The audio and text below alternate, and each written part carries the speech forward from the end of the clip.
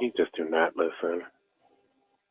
I'm new. Like, I'm ready to fight today. It's Monday. It's been a long day. I'm ready. So welcome to the Artist Exchange Radio Show here live only on BeExposedRadio.com. I want to say first, thank you to everybody that's been coming out each weekend to my pop-up shop for Best Shop Blue Jewelry. I really appreciate you for following directions.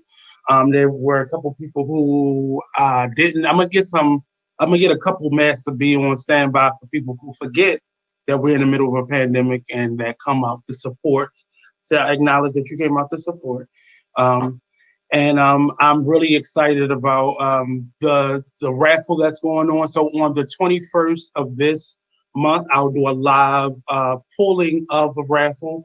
One lucky winner will win $100 either on a gift card or Zelle or Vimeo or I don't want to say Cash App, but Cash App, however you want it, that's how you go get it.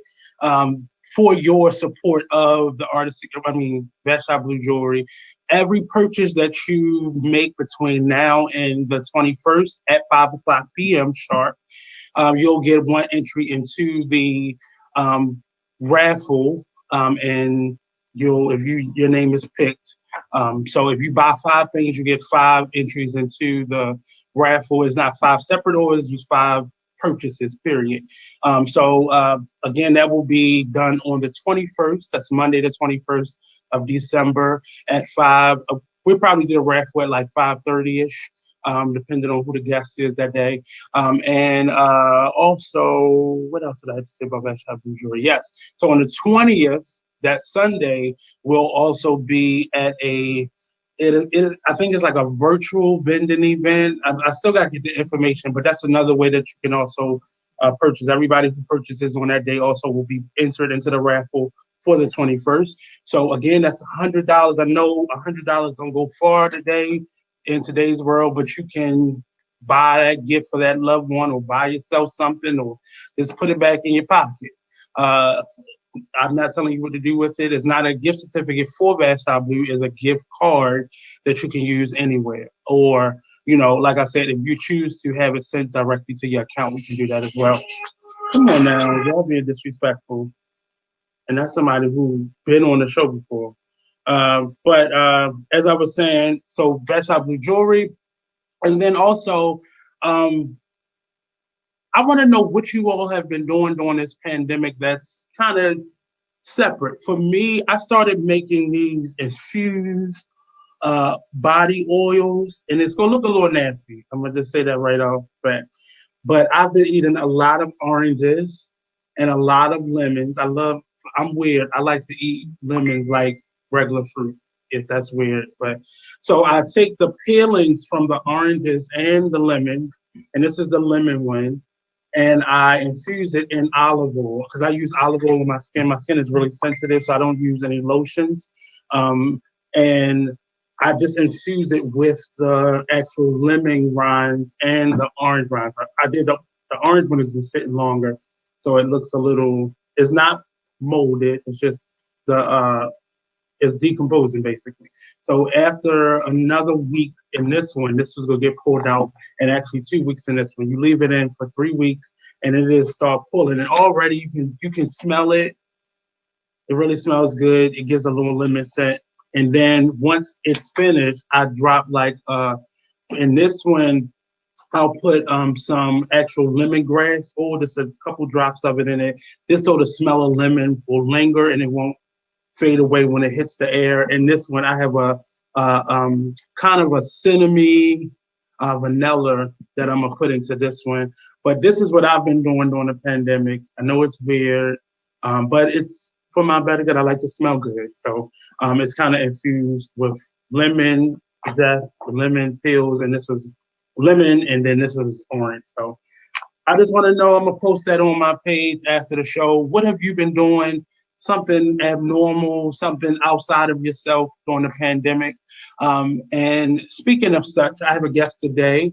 Mr. Frederick will be joining me. You can actually come on in. And this young man has started this challenge, this series of challenge, his brand now, and he's going to tell us a little bit about that brand and how it's a lot of self-care. So this was my form of self-care for this time, only because, like I said, my skin is not the best, especially in the wintertime. But this is really good for the wintertime because it's dry and we've been inside a lot, and a lot of people have central air, so that's a dry heat. So your skin gets dried out a lot faster. So use olive oil, try to replace it with your lotion, and it actually lasts longer, not just in quantity, but if you put olive oil on your skin for say 2 nights in a row or 2 days in a row, you won't need lotion for probably the rest of that week, depending on how dry your skin is, or if you have hard water, you might need to do it more often because that dries your skin out more. But my guest for today, how you doing, sir? I'm doing well, sir. Thank you very much. How you feeling? I'm doing good. I had one of my lunch with Nate specials with this gentleman, and we talked for over 3 hours Yeah. about, we neither one of us realized it until like hour three actually. But I learned a lot about this gentleman, and I spoke to him a lot about some kind of the things that I'm trying to do right now in terms of mentally getting balanced and physically getting balanced. Like again, self-care, it's really important to Sir. our physical body, our mental internal body, and then everything else in between. And it really affects how we relate to other people, how we communicate with other people, how we, just down to our hygiene. Yeah. I'm not selling these, by the way. I'm just making them because that's a lot of work. Because that's a lot of oranges and lemons that I gotta eat. So once again, well, you actually started your brand this past Saturday. And I want you, first of all, tell us who you are, tell us a little bit about yourself, and then we could go ease right into your brand. Yes, sir. Yes, sir. Thank you very much, Brother Nate, for allowing me to come on and just share more about myself. My name is Frederick McGyver. You can call me Freddie. My full name is a bit formal, but that's my name.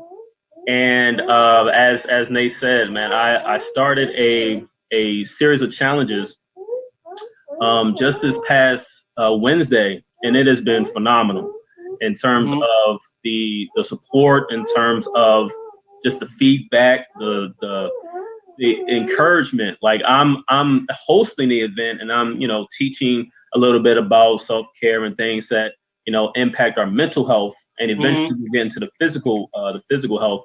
But I'm learning as I'm teaching, as I'm sharing information. So that's one of the things that I really love about it, is that while I'm showing and explaining and teaching, I'm on the other end learning as well. And you've been sharing some very powerful things, meditation, the need to have a hobby, to do something. As you know, Brother Nate, you're starting something new, and I'm sure that was challenging. It was something that you saw you needed a solution for. So even in that was a form of dealing with your mental health. It may have been a form of anxiety. Oh man, my skin is so sensitive. I need to take care of this. You dealt with that by, okay, let me come up with another way of dealing with my skin, my physical self. So you dealt with the mental aspect. I need to fix this so that my physical can come in line with how I want it to feel, how I want it to look. So even that in itself, those are some of the things that we touch on.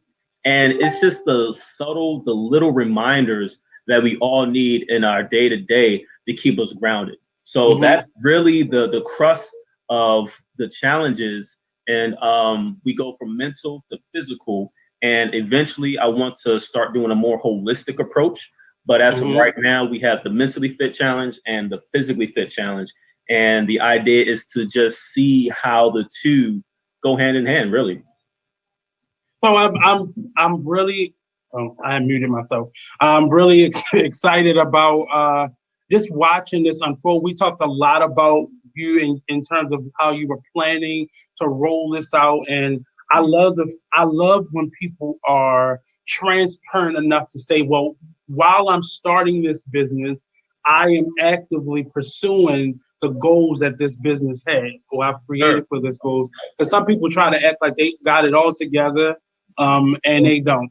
And especially when you're dealing with mental and physical, people want to be comfortable with the person that is leading them through that and guiding them through that. And we don't want to make anybody feel uncomfortable, because often we realize we all need the same amount of help. Therapists have therapists. Physical trainers often have their own physical trainer. So we got to be very transparent in terms of us rebuilding ourselves, because many people have been church hurt, they've been community hurt in terms of them reaching out, trying to get the self-care that they need or guidance through their self-care process. So you have a program that guides people on a daily basis on these cycles, and each day is a different day that kind of is designated to specific parts of the body, the mind, that whole energy for it. So can you walk us through that process? Yes, sir. And I apologize. Yes. A little bit about me. While I'm launching this, I myself am going through a constant battle with anxiety and depression. Actually, it comes back from a year, just actually last year, where my whole journey in mental health started. So like I said, as much as I'm sharing and giving information, I'm learning myself. So every day is a new day for me to learn something more about myself. So I don't want it to seem like I'm just teaching and talking to people. I'm talking with them. They're going through their own journey.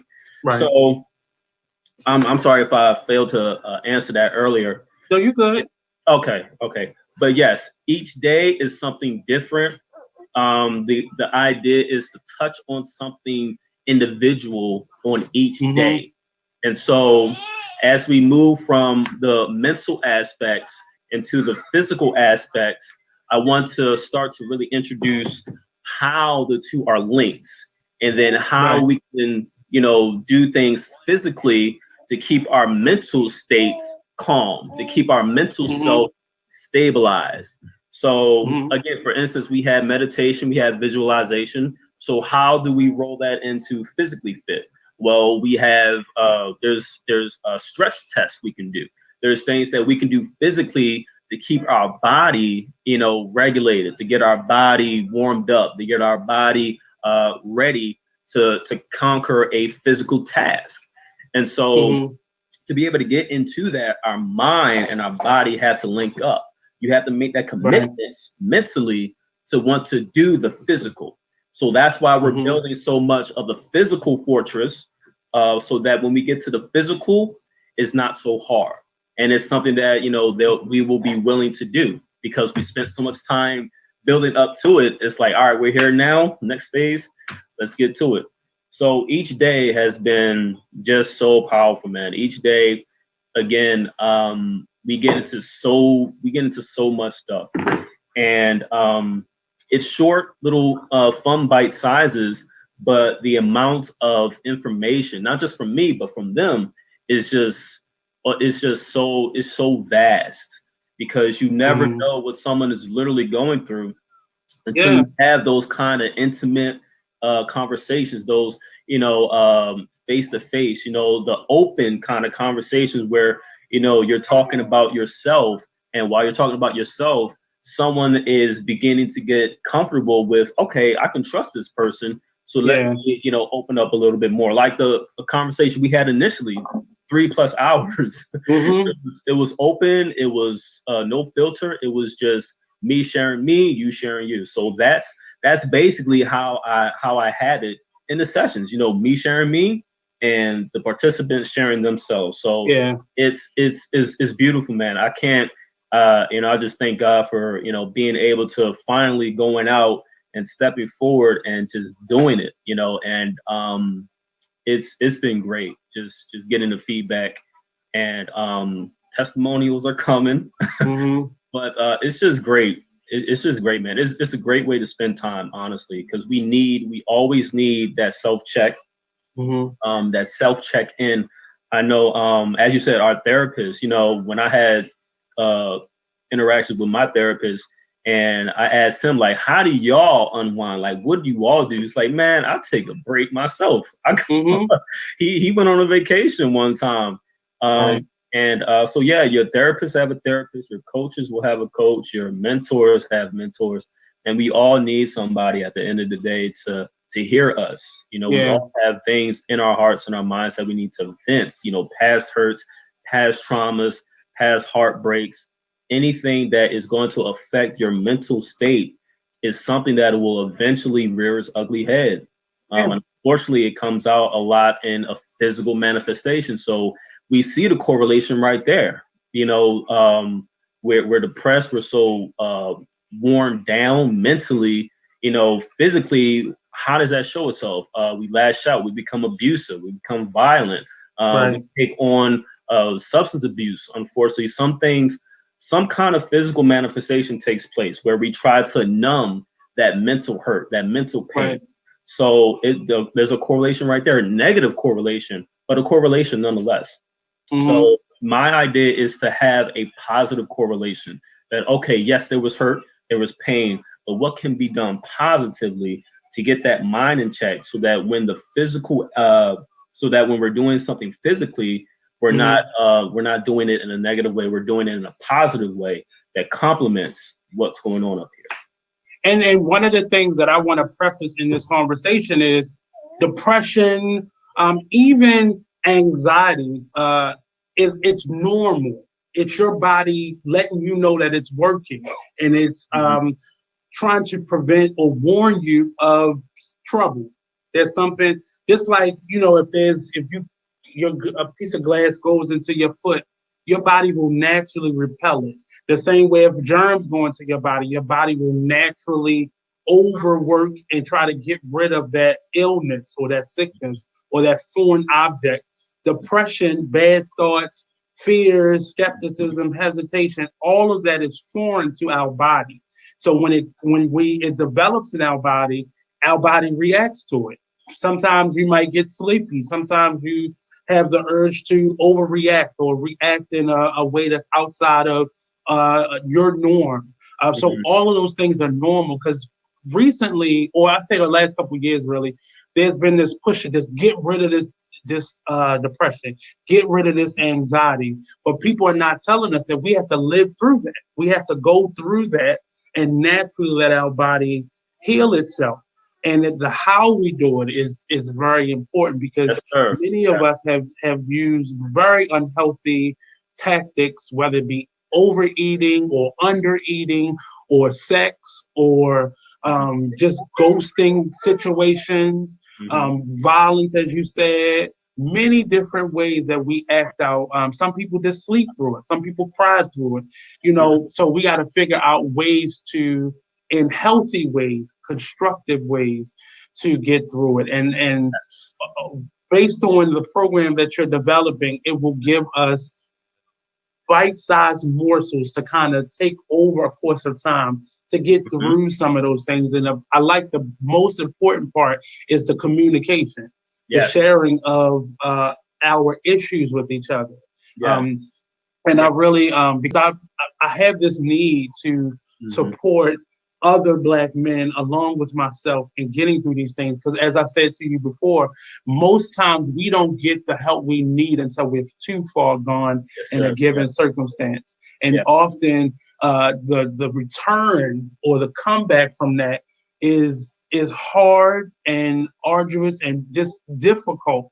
And sometimes many of us don't make it back from that given circumstance. Unfortunately, So in terms of how because you know, the elephant in the room, you hear baby, he's a dad, a new dad, and he's going through life, having feelings and emotions.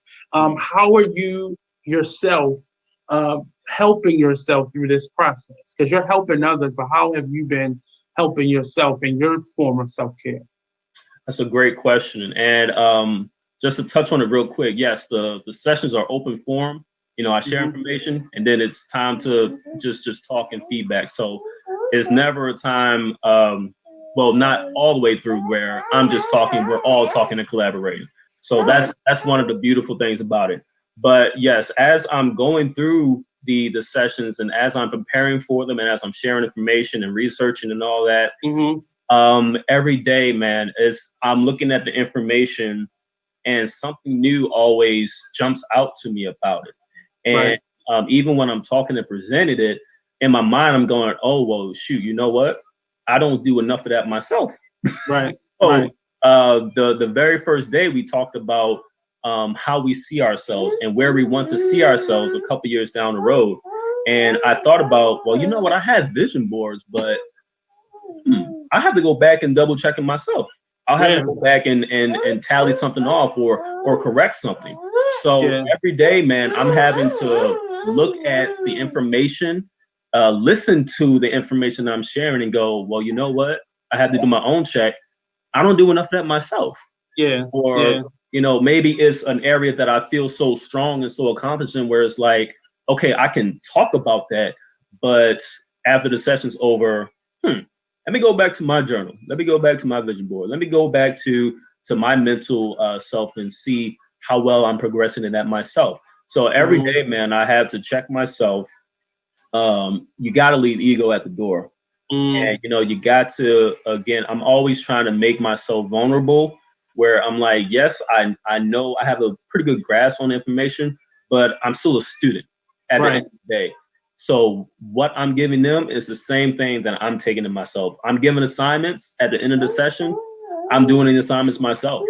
And so I'm having to constantly check myself at the door before the session even starts. So yes, every single day, brother, every single day, I gotta take care of my own mental health, man.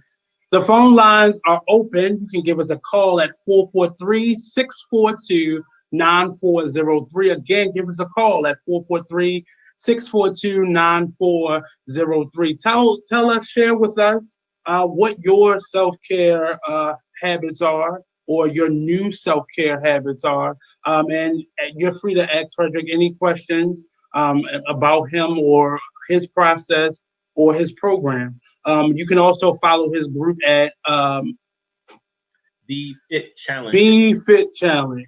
Yes. So my mind is blank real quick. No, that's fine. It's literally sitting in front of me. So follow his group. There's a process where there's a couple questions that you have to ask, but it's not so exclusive that he's not going to let you in. Like, it's not a process, but it's just him trying to get to know you. So answer the questions and you'll be able to reach out and speak to him or join his next cycle. This first cycle that you're in, what have you learned so far? Because you're as you said, you're halfway through the first official cycle. So what have you learned so far? Great question. And yes, we actually are finishing up the first mentally fit portion before we go into the physically fit. Tomorrow is actually the last day. So it's been quite a ride. But I have learned how tight I have to be in terms of organization. That's something I definitely had to keep tight. That's something that I've always needed to work on. And so doing something like this is just reminding me that much more like, hey, you got to keep this tight so that information is clear. People understand where you're going. People already have the heads up beforehand of what's going on so that when they come in, when they join the meeting room, it's like, all right, we're here. What's up? So organization is something that I have to, really tighten down on. Let's see how the information is presented. So I normally do a brief overview of the topic, and then I get into benefits of that said topic, and then it's open forum. We go back and forth, questions, feedback, comments, things like that. And then we go into wrap up and the assignment. So the idea is moving forward to have that even more concise. I'm thinking of, having it a bit more open forum, where it's not so much me dominating the session, but it's more so, hey, we're all in this together. I have mental pains, you have mental pains. Let's talk about it. So having the format a bit more open forum, and I'm learning, yes, son. I'm learning that life happens, life happens even while you're at the best of times, at your worst of times. So the sessions catch me at both the best and worst of times. We're tired, it's early morning. Some sessions happen, after I pick my son up. So it's a push, but it's, life still goes on, and it's nonstop. So I'm learning to be that much more aware. Right. Always have to be aware of yourself and your own journey while you're going through it. So those are the key things that I've learned. So as you're ending the first half of the cycle, going into the physical side of it, what can we expect from that portion of it? The physically fit challenge, I'm actually collaborating with a couple individuals about really getting the physically fit challenge, not to say perfectly done, perfectly formatted, but at least where it flows. Just how the mentally fit portion flow, because the mentally fit portion flowed, brother. I mean, it was like water, and that's not bragging. That's that's kudos to them, because they were hungry and they ate it up, man, and so it flowed beautifully. So I'm really thinking on how to get the physically fit to flow. So the idea is to how we had an assessment, for lack of a better word, for the first day of mentally fit, to keep that same concept for the physically fit. So nutrition, health assessment, where I'm not a doctor, so I'll be quick to say, hey, see your physician, see your doctor, beforehand. This is not the place to get that. This is a place to get general information that can help your overall well-being. So I make that disclaimer up front. But yeah, the idea is to just have everybody check where they are. So I'm gonna go into a little bit about nutrition, and how we are what we eat, basically, and how that can affect our mental and of course our physical well-being. Then we get into stretching and warming up, basically getting the body prepped, getting the body ready to do something physically. And then the rest of the week, man, it's off to the races in terms of the different kind of exercises. And so again, the idea is to not have it so overwhelming, but little basic things like some push-ups, some planks, some some basic leg exercises, basic ab exercises, shoulder exercises, back exercises, anything to get the body engaged so that we focus our mind on what we're doing. And so we get that physical fitness with the course of exercise. So the format, I wanted to be as simple as possible. And I'm being mindful of different fitness levels. So everybody has a different fitness level. And again, it's not like we're just jumping in this to become super athletes. And it's only a week, so I'm not expecting some stupendous results, but at least building a habit of doing something on a regular basis, building a plan to do something on a regular basis. So trying to keep it as simple as possible. Yeah, because I know starting things can be very overwhelming, especially when you're in practice of it yourself. It can be very stressful. But everybody, especially during this pandemic, I've seen a lot of businesses, a lot of services start. And one of the things that I always, when somebody asks me how to do something, I give them my advice from my experience. And it's just making things easy and not trying to overcomplicate the process, because that will be stressful. That the anxiety will come from trying to be so perfect that you don't even try, or you don't even, go full head with it, because most things don't start or don't finish because the anxiety level, and we put so much into the aesthetics of it versus just doing what you do. And right now, these are things that not only are you doing as a profession now, but you are applying it to your own life. Um, what are your goals? Like, where do you see this in the next 5 years? I don't want to put more stress on you, but this, if we're thinking about like a long-term plan for it, where do you see it possibly going? Oh man, honestly, brother, the sky's the limit. I told the participants the same thing, and you gotta lead by example. Mm-hmm, So, mm-hmm, I mean, to be honest, brother, sky's the limit, man. I want to uh, be able to get to a place where I can do this more full time, more hands on in terms of mm-hmm. coaching and coaching physically, mental coaching, and the physical coaching. Not so much, maybe I guess personal trainer, um, mine as well. But the sky's the limit, man. I just Yeah. want to be able to bring impact, value, and change to individuals' lives, because there's a stigma. It's such a nasty stigma with this whole mental health aspect, and I'm guilty of it myself. Growing up, I never thought that I would eventually need a therapist. I would need to vent to somebody. I would need to pour out, because I'm a man, and men were supposed to be strong and dominant and be able to move mountains and all that. But I had to really, really get humbled and really learn that, hey, I'm vulnerable in this area, so I need to get it built up. I need to get it strengthened. Yeah. So that's the same idea. I want to be able, a couple years down the road, just to be able to be in a place to bring that impact, bring that change, and bring that value. The same impact, value, and change that was literally brought to me with my therapist is the same kind of impact I want to be able to offer to other people. So it's sky's the limit, brother.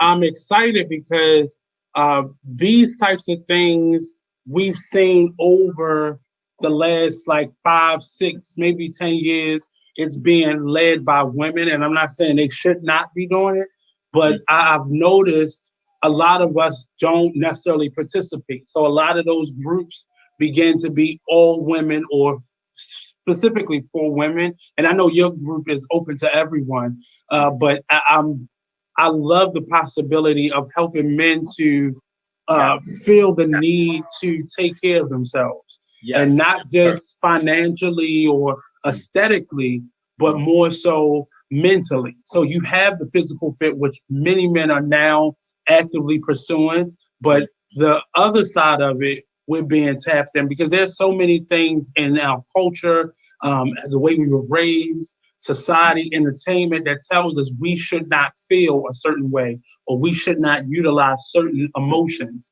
And it's really damaging us because I just read an article about grief and how important it is for men to go through the grief process. We're losing a lot of people right now, and still men aren't allowing themselves to grieve properly, which is, you holding that in, it's going to come out in some way, or you will manifest it in some way that's not necessarily healthy for you or the people around you. So how do you speak to that population or that mindset that men aren't allowed to feel or to show emotion? Because that's part of your story. That's part of, all of our stories as Black men.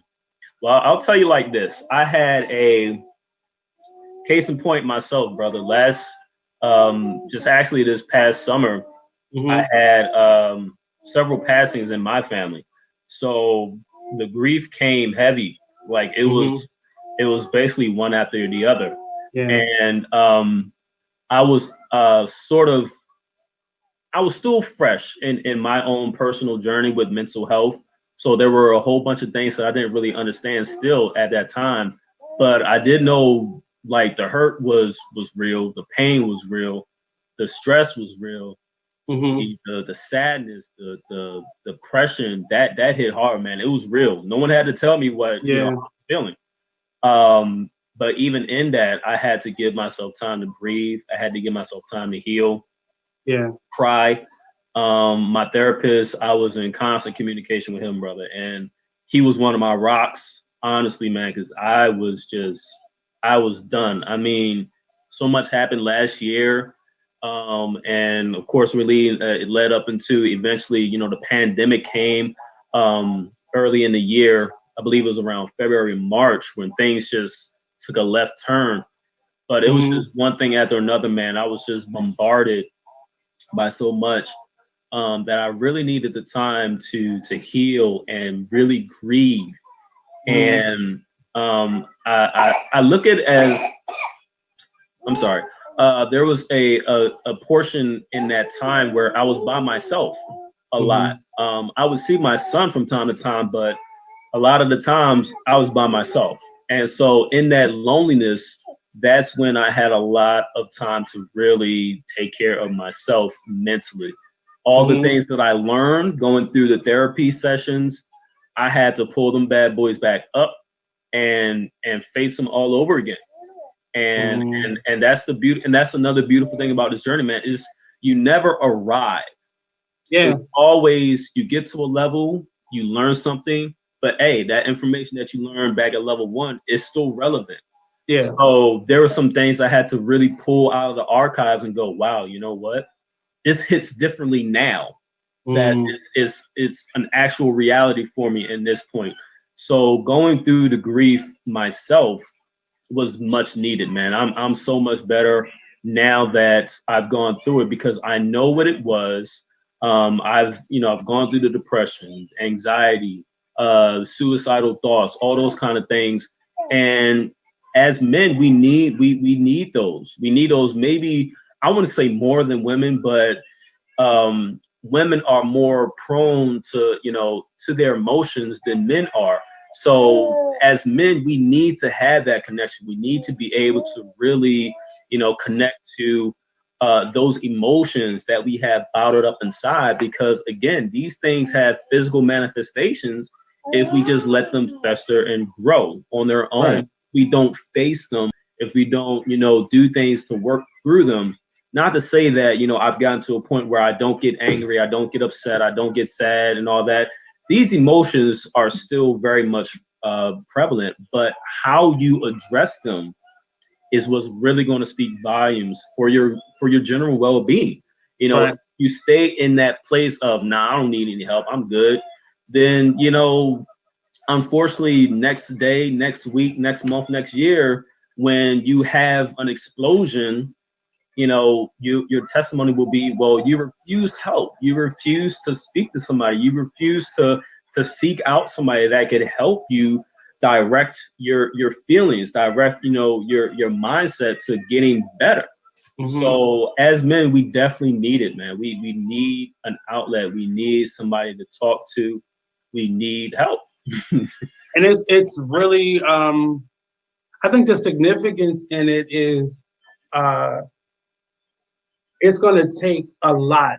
And I was on an interview show last week, and me and the host kind of butted heads a little bit because she is a strong Black woman, and I'm not taking anything away from her. But a lot of people are jumping ship now in terms of pointing out all of the negativity from men not being able to express themselves. So men being violent, men being egotistical and misogynistic, and all of those istics that are out there. And now I see a big push that kind of spotlights those things, but forgets that we all had a hand in creating generation after generation of Black men that weren't allowed to outlet or did not have an outlet to be able to. And there's no excuse for their behavior, but is a explanation for it. Why it's happening, and a label for it. Right. And her perspective was, we got to do something different. We were speaking about the photo that was surfacing of Norfolk, the gospel singer, and his son. The photo that they had together, where Smokey Norfolk and his son had a picture on Instagram, and it was, his son was 16, and he was laying on his father, like he had went to sleep on his father's chest. And that's not a norm for a lot of us, because some of us didn't have our dad. But for For many men, that's something that we wanted to be able to do, but we were told that's a no. You don't do that. That's not good. In her perspective on it, she asked me what did I think about it, and I directly went against the grain of people's reaction, and that's something that's normal, just like if he would have went and laid up on his mother, that's a normal reaction. And we often stop doing that after a certain age, or we're never allowed to do that at all. And it's this big push to make men feel less than for not expressing themselves. But you raise us to not be expressive, to not feel comfortable in those types of emotions. So I like the way we're going with things, because men are now, there's a culture that's being raised in the generations behind us that is making it more open for men to feel.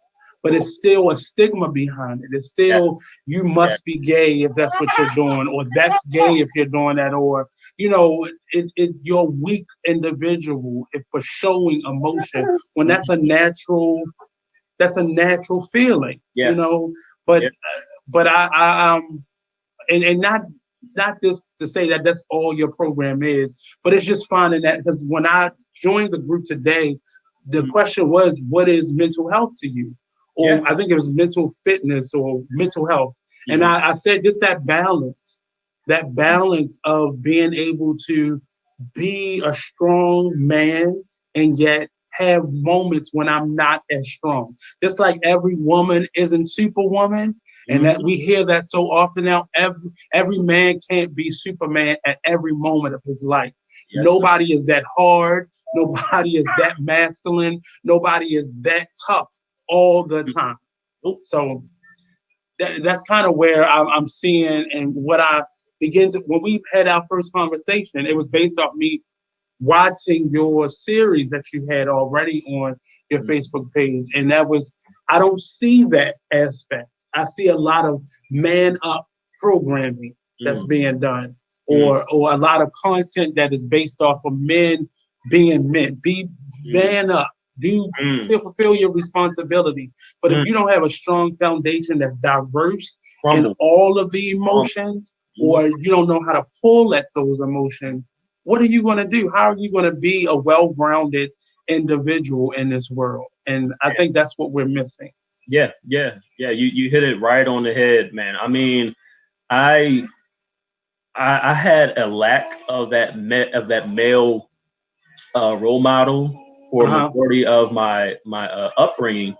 But my father reaches out a lot more nowadays, and I'm grateful that my father is still with us, and that he still is reaching out and trying to fulfill that role.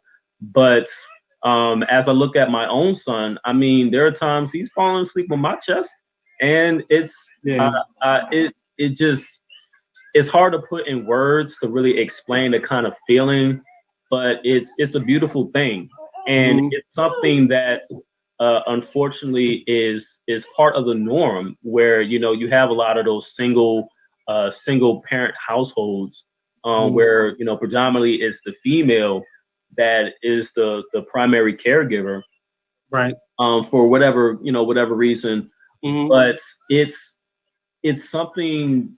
It's a different kind of bond, and it's something that men definitely need coming up, because that is literally their first exposure to to expressing themselves, to how they should look when they get older, because it's the son looking to the father. So what does the father do? How does the father express himself? How does the father emote? How does the father speak to other people? How does the father interact with somebody else? How does a father deal with himself?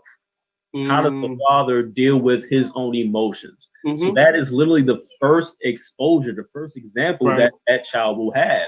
And if that is not there, then you're going to have a situation, and unfortunately, like I had coming up, where eventually I became so angry and so just introverted and so to myself that I didn't think anybody can understand me. Literally, that's a process.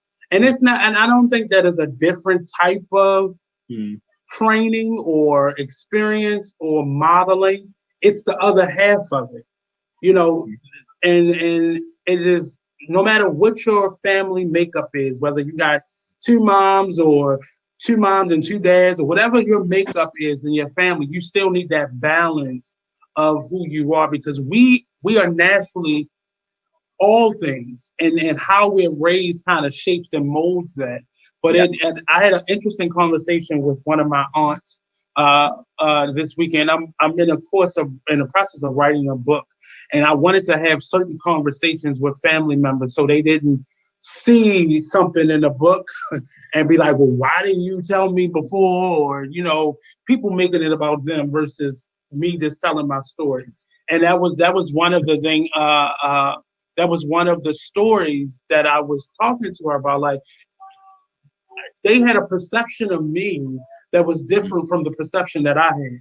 And now in my family, we don't talk about anything, we don't question anything. It just is what it is. And then you age out of the process, and now you adult and you handle it yourself. And that's the overall process. And I'm not saying I'm not scolding anyone or admonishing the process, but you can't give somebody what you didn't give. And then even with me being my age now, talking to my aunt, and I'm older than what they were that I can remember growing up, and I'm seeing myself talk to her and realizing where the cycle is, and understanding. Okay, so this is okay. Now I get it. Because she didn't have certain things. And I remember saying to her, I was angry at something she had said to me when I was a child, and I never let it go. She said, you know what? I do the same thing. She said, I'm angry at my aunts and my grandparents for things that they said to me, and I'm still holding on to it. And in that moment, I released a lot of things that I was holding on to.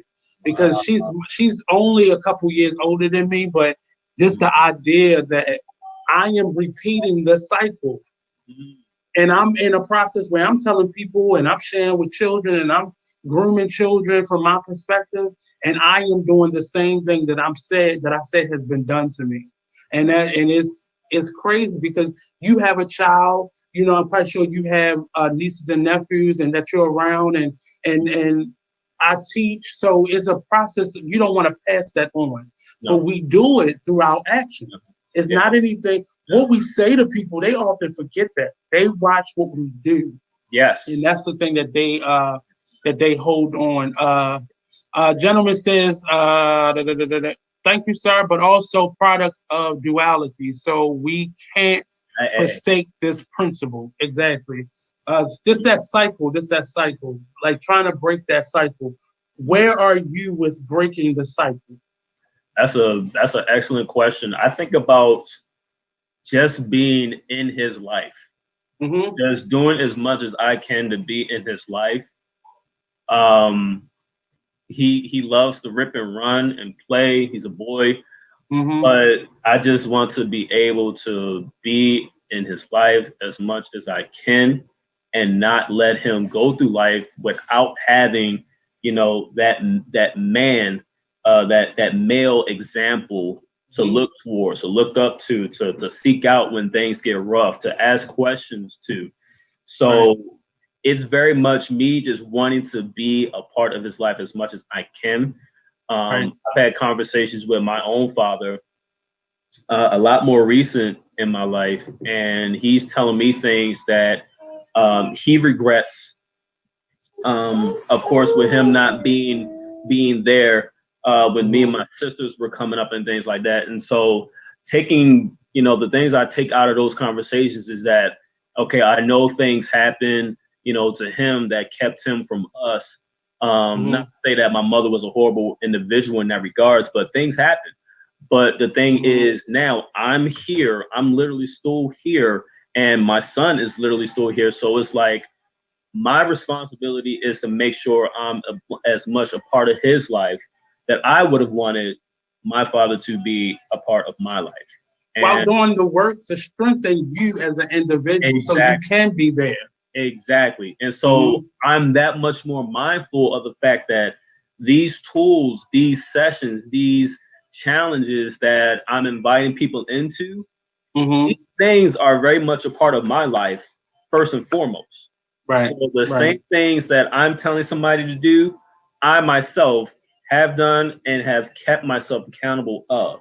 So it's not just like I'm saying you have to do this and I don't. Oh no.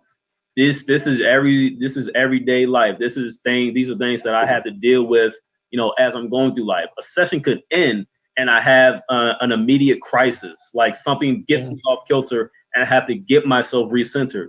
So I'm going through the process so that I get better, so that I am better for him when he grows up.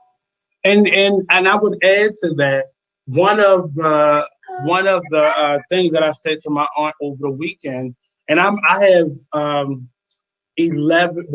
10 uncles and aunts on my mother's side, and I'm planning to have a conversation with 9 of them. One of them have been deceased for a couple of years, but the rest of them, I'm planning on having that conversation, because one of the things that I wish would have happened, I wish I would have seen not only the struggle, but the process that they were attempting to improve. So we hide a lot from children. So we're going to if we're alcoholic, if we're going to AA meetings, we hide that process from our children as much as we can. So they may only see the idea that that's where you're going. So they thinking that's who you are. They don't see the strategy that you're trying to work it out. Even with dads, if it's a problem with the relationship, and children often make it about them because you haven't shown me anything else. Why else would you have left? Wow. We don't see the whys and how we get over. We just see the process of the break. That's or the lack of presence. We see that. Yeah. So I think it's really important that, and right now your child is 2, but you're still able to do things with your child. So in many of your videos, we see you working while trying to wrangle him and keep him in a space, but that process then becomes a pattern, because I remember as far back as being potty trained. And I when I was sharing things that I remembered with my aunt yesterday, actually, she couldn't, even though we're very close in age, she didn't think I remembered some of the stuff that I remembered. And it's only, I remember it, but and we don't know how smart children are now. Yeah. We never realized how smart they were. They may not, they know what they see. They just don't have the experience level to be able to process, right? Yeah. To be able to process or to emote often. But they naturally cry when something is wrong. They naturally smile when something's good. They know when they're full, they know when they're not. They just don't have the vocabulary or the experience to be able to express it in an adult fashion. Yes. As we do, and some of us don't even as adults. But, yeah. But I'm seeing your process from a different perspective, even now that you've launched it, because the severity of it and the need of it is so important. It's important to us, especially for Black men, because there's no outlets for us other than, the get out of jail process, or after you're so far gone in whatever given circumstance, if you lose a leg, that's when you want to settle down and get your life together. And even then, you're still trying to do things the other way, the old way. But go ahead. Yeah. No, I mean, you're preaching to the choir. I mean, it's these are things that I want him to be very much a part of. Like there's sessions that we've had where he's literally on my lap and I'm presenting information and he copies what I'm doing. Like I'll use a hand gesture and he's standing underneath me doing a hand gesture. So now imagine you doing something negative. Imagine you sitting there rolling a blunt. And that's what he's learning. That's motor skill age right there. So they're only reiterating what they're physically seeing. Exactly. Yes. So he's a sponge. Like he's smart. And I don't take for granted how the brain works, especially now that I'm more aware of how it works. So he can't say what's going on, but he knows what's going on. And so my goal is always to let him see really what's going on. You know, let him be a part of what it is that daddy does. And, you know, you talked about having to have those serious conversations with your uncles and aunts. Bless you, buddy. My dad, like we have so much more meaningful conversations now that I'm older in my life. And like I said, I always take away a nugget, you know, from those conversations. But at the end of the day, it's like, okay, he's reaching out, he's, you know, making himself available now. Let me do much more. Let me do that much more for my son. So yeah, conversations. We've had some serious talks, and there are times where I have to, you know, go into coach mode and you know, teach him something, because one of the we had a video call, actually. My one of my sisters hosted a video call for me, my elder sister, and him. And I went in the kitchen and I started cooking something, and I talked to myself briefly, and he heard me and he asked me, "What are you doing, son? There's no one else in the house. What are you doing?" I was like, "Well, I was just talking to myself real quick." He's like, "Isn't that a little crazy? Why are you talking to yourself?" And I was like, "No, actually, it's a form of affirming. It's a form of, you know, talking to yourself in a positive light." And so I took the time to, you know, break it down. Like, no, I'm just reminding myself of, you know, what's going on, of where I am, what am I doing, being aware of what I'm doing. And so I had to take that time to go into coach mode and explain what I was doing. And so his initial response was, "Oh, you're talking to yourself. That's crazy." That's all he knew. That's what he grew. I guess that's what he grew up relating talking to yourself as being crazy with. And I had to take time to say, no, this is a form of self-care, keeping myself aware of what I am, where I am, and what I'm doing. So the conversations need to change, man. They need to change. The talks need to change. The stigma needs to change. So one day we have to change first. Yes. For those things to be possible, because those things are created from our thought process. Yes. You know, I said to you when we did the first interview, these masks are probably going to prevent a lot of things from happening. Yes. Because people will find themselves talking to themselves and being okay because people can't see their mouth moving necessarily. Yes. And I remember us having this conversation, and I did it that day, and I stopped myself and I was like looked around. And I was like, "Oh no, I got a mask on, so I can finish this conversation." But it's like you said, talking yourself through things. Go ahead. Sorry, real quick. I have to log in on my phone because my battery's dying. So okay. Another version of me should be coming up. It's still me, but it might be under a different name. Okay. But so in the meantime, so the process that this is giving us, like the actual process that we are having in us figuring things out and us dealing with things in a different way is really helping us to see ourselves in a different light. Specifically, and I know right now we're talking about Black men. His program, your program, Mentally Fit, everybody is welcome. Yeah, but specifically because I have one more here, I wanted to really kind of dig a little bit deeper with Black men and just the process that we're having. I'm in a space right now, but I've faced myself since March. So that has been 9 months of me facing me and dealing with me in a space that I normally always had a reason for not dealing with me.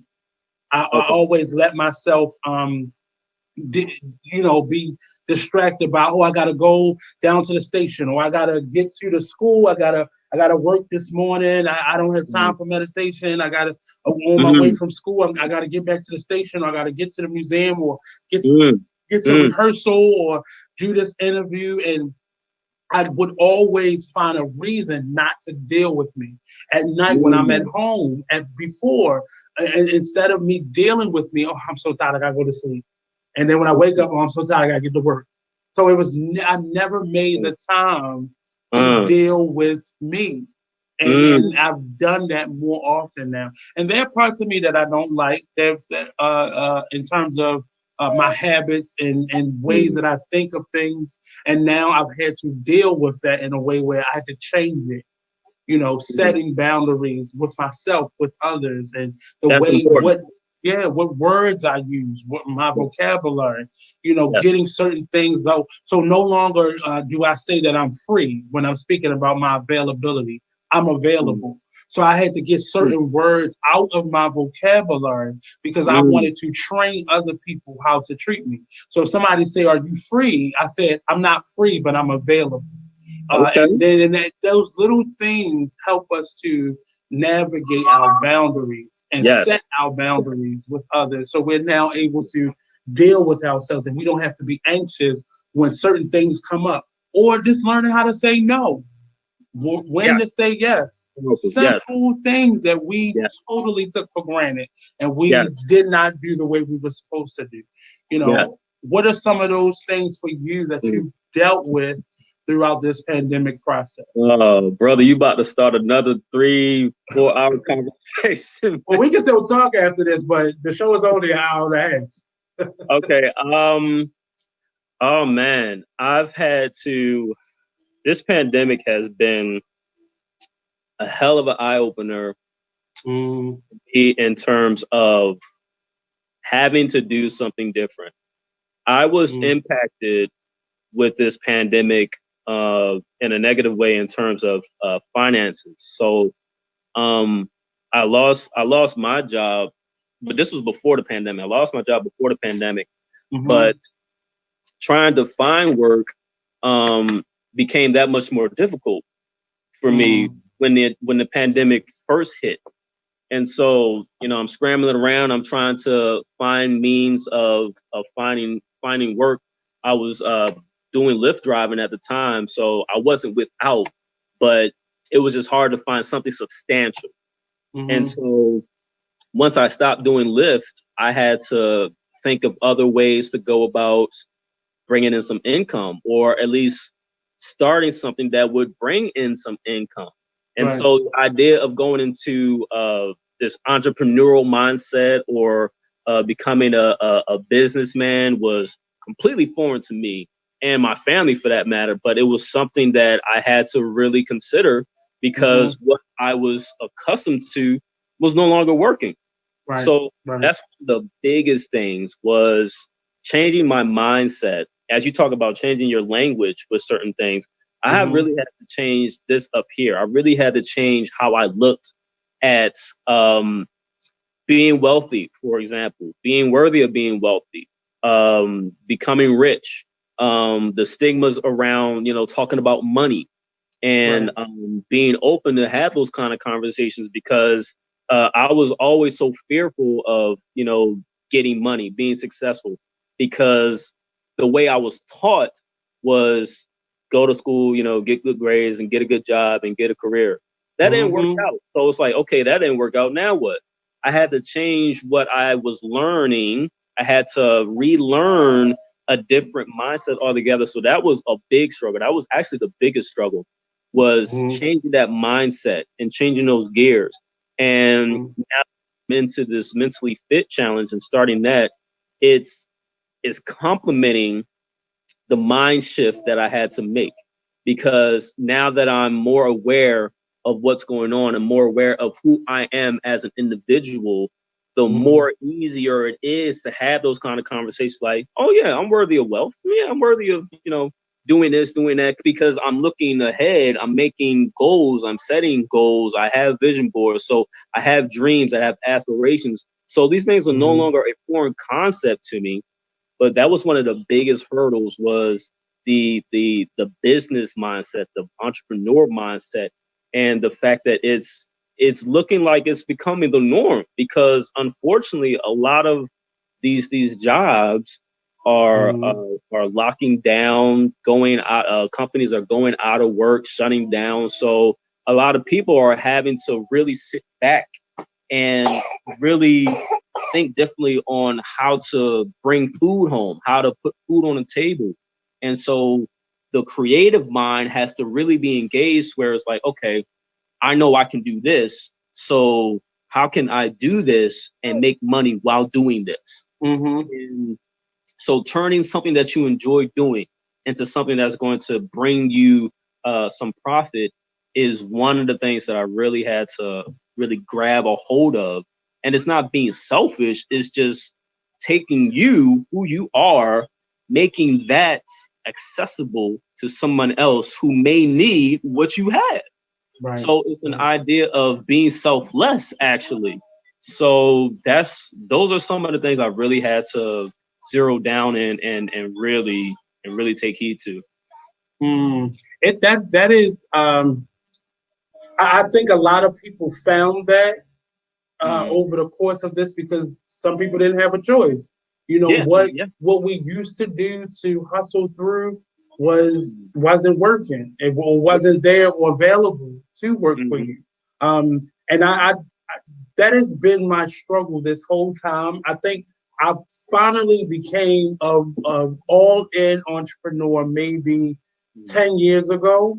And everything that I've done has been my part of my brand, even working with other people. My mindset was working a 9 to 5 job, which I've done in the last 10 years, but I've had to look at those opportunities as opportunities and benefactors. I don't look at it as, because when you look at a job as a job, it's hard for you to leave because then that thing of it's making me money. You know, I'm able to pay my bills or I got to save up a certain amount. Some of us have realized that certain amount that we wanted to save up is gone right about then. Yeah. I know my savings, like if you hit this account one more time, that's it. But just figuring out how to kind of balance those things, and especially now switching the conversation to entrepreneurship, that takes a certain level of foundation. So if you're not good within and your normal self, becoming an entrepreneur will heighten a lot of those anxieties that you may have, a lot of the stress and depression that you may have. It will heighten because you find yourself in the middle of the night, like certain weeks you do very well. And then the next week is like crickets. And then the following week you may pick up a little bit, and then the next week crickets again. And then you find all the money that you invested in something is kind of falling out, and you're trying to figure out.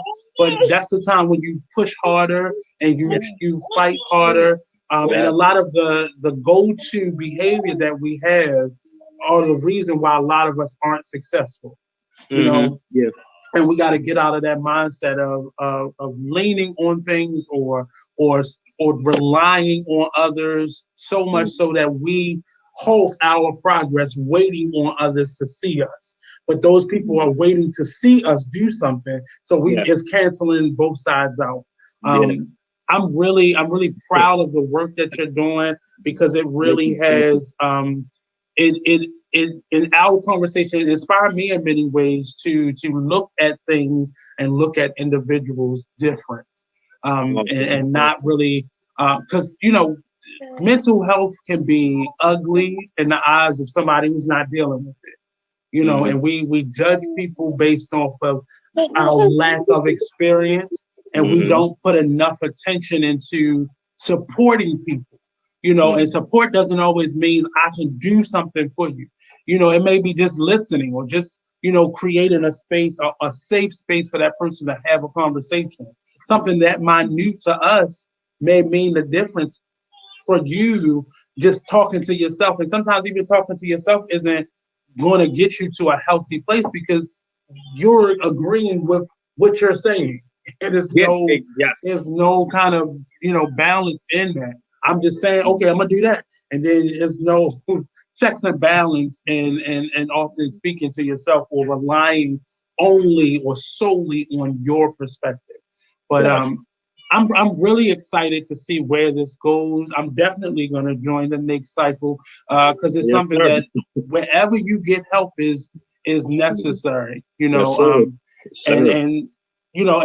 I'm staying in contact with you as I'm staying in contact with many people that I'm speaking to right now because it's so easy for us to retreat, especially as entrepreneurs, to retreat back into that space where we have tunnel vision and we only focus on what we're doing.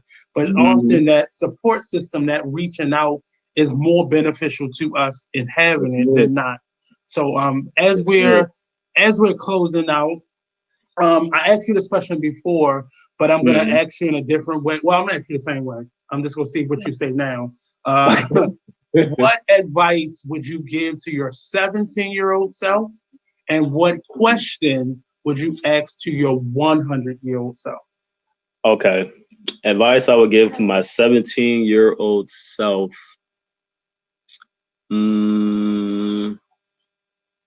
Stay connected. Stay connected. Stay connected to friends and family. Stay connected. What I would ask my 100-year-old self, how did you live this long? Wow. What did you do? No, seriously, what did you do to add longevity to this extent? What did you do? I think even for that one, I think you're answering your question now.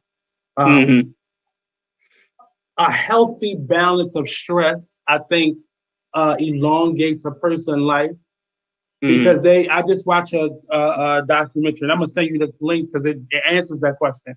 All the people who lived to be 100, they did a survey of them at some point, like during the 50s, and a lot of them are turning 100 now. So they're comparing the answers that they gave then to the answers that they give now. And some of them drank, some of them smoked, some of them lived recklessly, but a lot of them had a healthy balance of stress. And stress is doing things that scare you, like starting your own business and jumping out there and investing in yourself and in your talent and your goals, but staying as stress-free as possible on the other side of that coin, not allowing relationships or the world or life to get you to a point where you don't know what to do. Right. So eliminating that stress. So, but that I found myself, I was fixated on this documentary, and it was a bunch of old white people living in Florida, and I was sitting there like, what am I watching? Until I started focusing in on what they were saying, and these people was like, I drink wine every day. I drink, a shot of Hennessy 3 times. Like, I was like, okay, wow. Okay, I get it now. I get it. That's balance, and it's really for every person. It's really determined on every person, and really getting yourself to as close to balance for space as you can. And your advice to your 17-year-old self is, it's crazy because we're on the same page with things. I took myself out of connection with family, and I realized, just in me having a conversation, I was texting my mom this weekend, and I haven't done that in a long time. And I was talking to my aunt, and I haven't done that in a long time. And even while you're building yourself, you have to maintain. It's your responsibility to maintain those important relationships. Yeah. And take the time you need, but maintain a certain level of communication. Yeah. So you're not having to keep rebuilding these bridges and every single time, because that is the stressful part. Yeah. Because at some point people will give up on you as you've given up on them. Yeah. Because they see a norm of you just retreating. So yeah, right. And that's a bad habit that a lot of us men have, but it was a learned trait. Yeah. We learned how to just, I'm not dealing with that. Let me go over here. Let me protect myself by doing this. So, yeah. And then you find out you're not helping yourself, because isolation is a surefire way to not help yourself, because you're just answering your own question. There, that's a good idea. Or you should do that. And we're talking to ourselves in a way that is nobody not helping. Right. I'm good. Me, myself, and I. Team me. Like no. Yeah, brother. No. Yeah, brother. No. So this is, and I'm gonna have you back, periodically, just to see where things are in the conversation and how we can continue to help you and support you and vice versa.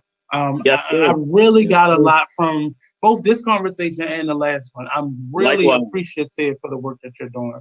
Oh, thank you, brother. Thank you. Can you tell everybody how to join your group, or what's the cycle process, and where to find you at on social media? So yes, I can be found on Facebook directly. That is the vehicle that I use predominantly at this moment. My full name, Frederick Brooks McIver. That's my main account if you want to reach me. The group that I have on Facebook is the Fit Challenges. So facebook.com/groups/the Fit Challenges. And it's a private group, but once you're in, you have access to me. You have access to all the inspirational and encouraging things that are posted, as well as access to the Fit Challenges. So we have one already currently underway, but it is my hope, God willing, to have another one started before the end of the year. So I'll keep you in tune. I'll keep you in the loop, Brother Nate, in terms of the next dates of the next launch. But the challenges are awesome, man. Like I said, they're teaching me just as much as I'm sharing information for other people. So I can be reached at FreddieM88@Yahoo. That is my direct email. I don't want to be giving up my number. No, don't do that. Don't do that. I'm telling you, don't do that. I can be reached at those two platforms right now, Facebook and my email. If you want to just reach out, say hi, connect, find out a little bit more about me, those are the ways to do it. So, okay, Brother Nate, I appreciate it as always, man. I love what you're doing. Anytime. I love what you're doing, brother. If I'm not doing something immediately, I will always make some time for you, my brother. And I appreciate you coming in today. I really do. And anything that I continue to do to be a support, I'm definitely going to join. So send me that information. But that's the other thing in terms of people becoming a part of the cycle. How does that work? So thank you. So once you are in the Facebook group, that's why I need to work on the organization. Once you are in, I'm helping you. That's what I'm paying for.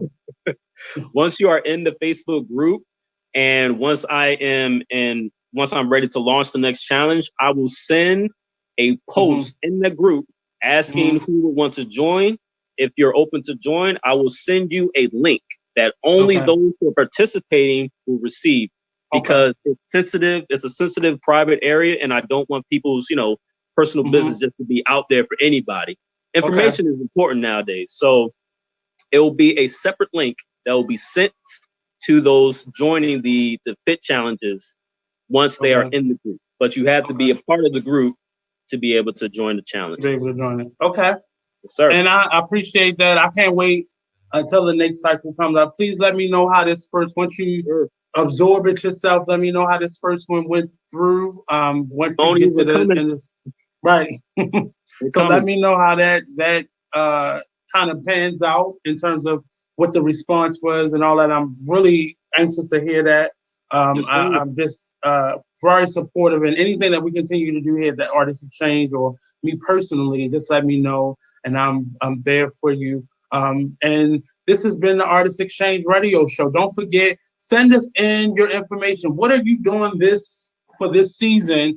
Self-care. I told you about my little infused olive oil skincare treatment, and such. And I'm gonna kind of add to that. So I'll do that on my social media just to show you the process of doing that. And then don't forget again, until the 21st at 5 p.m. You can go to VashopBlueJewelry.com. Every purchase gets you one entry into the $100 holiday giveaway raffle.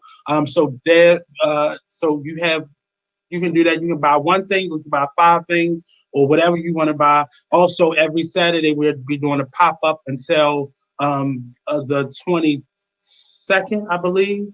So come on out. Join me safely, wear your mask. I'll have a couple for people who forget. But if you come a couple times and you forgot, I'm just going to have to tell you, go to the website because that's where you will get your stuff. But this has been the Artist Exchange Radio Show.